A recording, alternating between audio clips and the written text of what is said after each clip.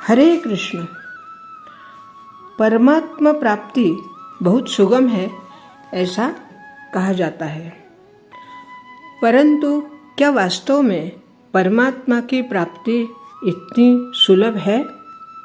बिल्कुल है, परंतु दिखाई क्यों नहीं देती?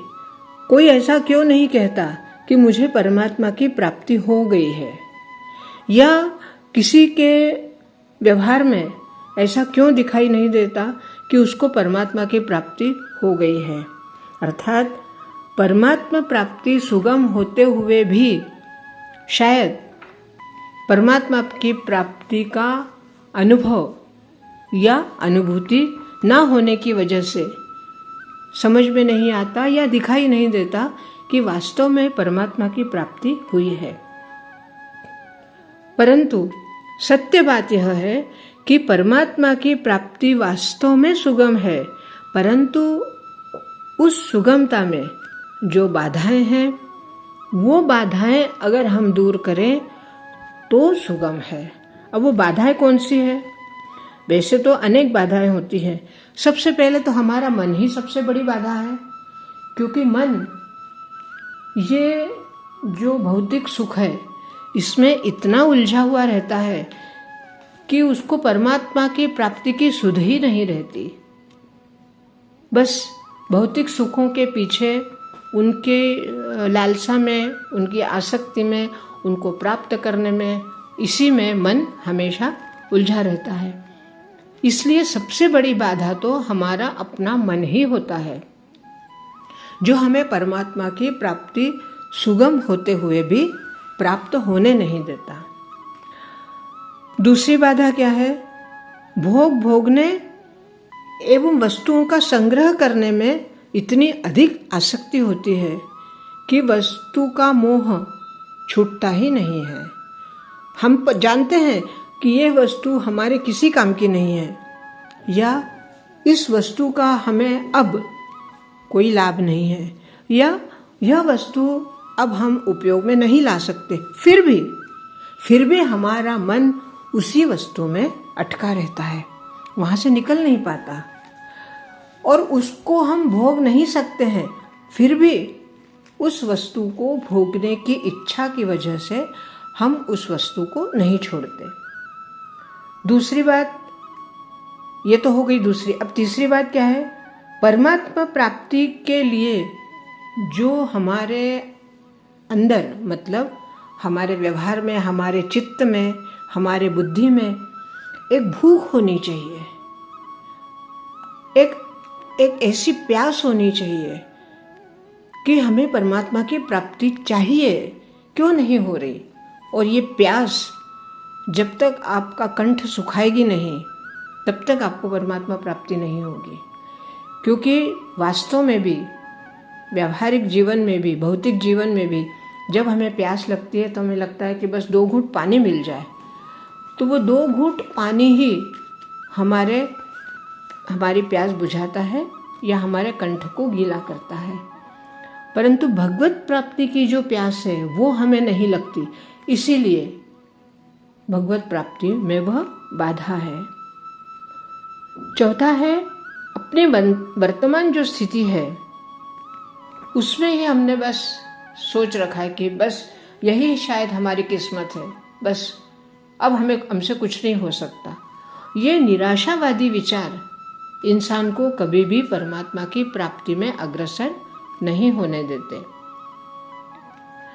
परमात्मा प्राप्ति के लिए जो सांसारिक वस्तुओं की और आकृष्ट रहता है व्यक्ति, और इस मान्यता के साथ जीता है कि इन वस्तुओं के बगैर तो मेरा जीवन व्यर्थ है, अर्थात ये वस्तु ही मेरे लिए सब कुछ है, और यही परमात्मा प्राप्ति के लिए बाधक है। फिर आगे आता है, तत्व को ठीक तरह से जानने वाले, अगर हम सोचें कि हमें तत्व को एक बार हम समझ लें कि वास्तव में परमात्मा प्राप्ति है क्या, तो वो मन में या बुद्धि में या चित्त में उस टाइप की एक भावना जागृत ही नहीं होती। ये भी एक बाधा है।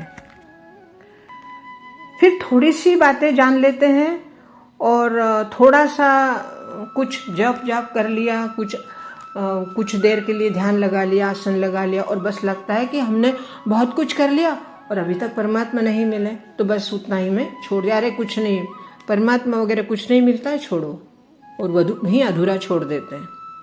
वो भी परमात्मा प्राप्ति में बाधक होता है।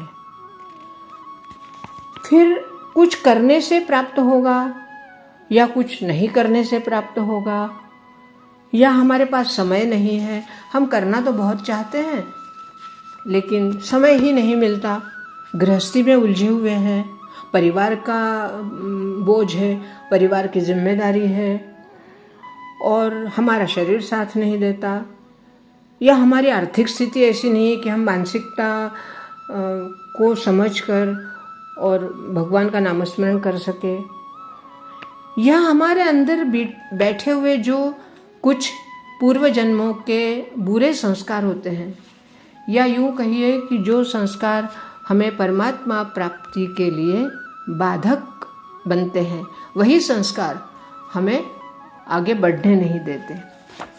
इस तरह से और भी कई बाधक तत्व हैं जीवन में, जिसकी वजह से परमात्मा की प्राप्ति सुगम होते हुए भी प्राप्त नहीं होती।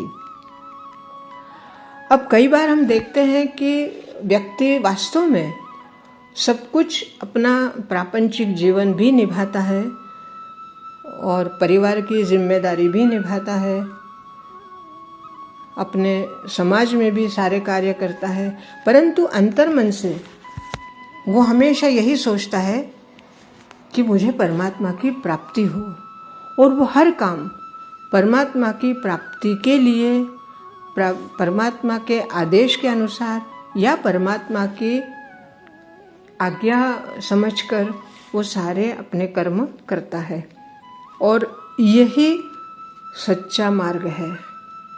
परमात्मा प्राप्ति का जो सुगम और सच्चा मार्ग है वो यही है कि हम अपने जो भी हमें जिम्मेदारियां मिली हैं, जो हमें कर्तव्य करने हैं, वो काम हम करते रहें, और प्रत्येक कर्म करते समय या प्रत्येक जिम्मेदारी निभाते समय हमें यही ध्यान रखना है कि ये परमात्मा की प्राप्ति के लिए है, परमात्मा के आदेश के अनुसार हम कर रहे हैं, और जो कुछ भी हम कर रहे हैं वो सब परमात्मा को हमें अर्पण करना है, और हम अर्पण कर रहे हैं। इसी भावना से जब व्यक्ति निरंतर निरंतर निरंतर इसी तरह अपना जीवन यापन करता है, तो धीरे धीरे धीरे धीरे वो परमात्मा प्राप्ति उसके लिए अत्यंत सुगम होते जाती है, जो वास्तव में सुगम है। जैसे मैंने पहले ही कहा कि परमात्मा प्राप्ति सुगम है, परंतु बाधक है अपनी भावनाएं। उसी तरह जैसे अभी कह रही हूँ कि इस तरह से अगर हम करेंगे सब कुछ परमात्मा के लिए, परमात्मा के आदेश के अनुसार, परमात्मा को अर्पण करके, तो निश्चित ही जो परमात्मा की प्राप्ति सुगम है वह निस्संदेह सुगम ही रहेगी और सुगमता से प्राप्त होगी, क्योंकि यह भगवान का वचन है।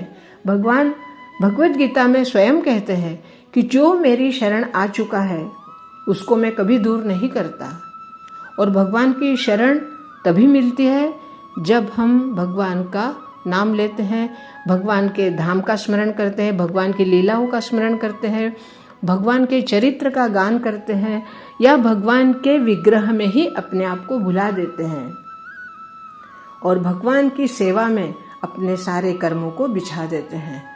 तभी भगवान की जो वाणी है, जो भगवान ने कहा है कि जो मेरी शरण में आया है उसको मैं कभी दूर नहीं करता, यह भगवान की वाणी हमेशा सत्य हुई है और सत्य हो रही है और आगे भी सत्य होती रहेगी।